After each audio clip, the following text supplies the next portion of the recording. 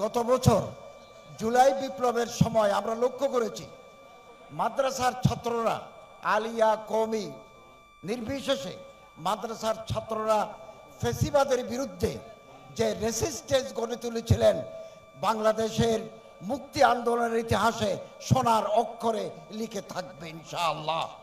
এবং তারা প্রাণ দিয়েছেন, আহত হয়েছেন, হাসপাতালের বেডে তারা কাতরিয়েছেন।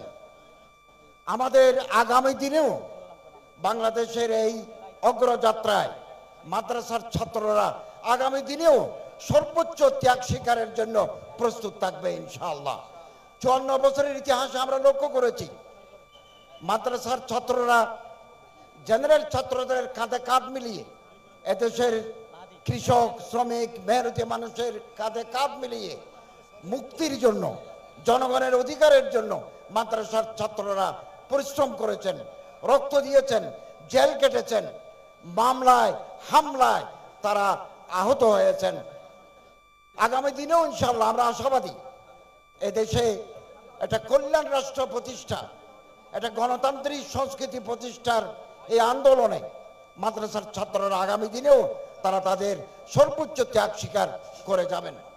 আমরা আশাহত হব না, আমরা সাহস হারাবো না, হীনম্মন্যতায় আমরা ভুগবো না। আল্লামা মহাকবি আল্লামা ইকবাল একটা কবিতা আছে, না উম্मीद न हो आई इकबाल अपने किश्ते वायरा से जरा नम हो तो ये मट्टी बड़े जरखाइज है साखी। আমরা কখন আশাবাদী হব না? আমাদের জমিনে যদি ফসল না ফলে তাও আমার জমিন একটু সেচ দিতে পারলে সেখানে ফলে ফুলে সমৃদ্ধ হবে।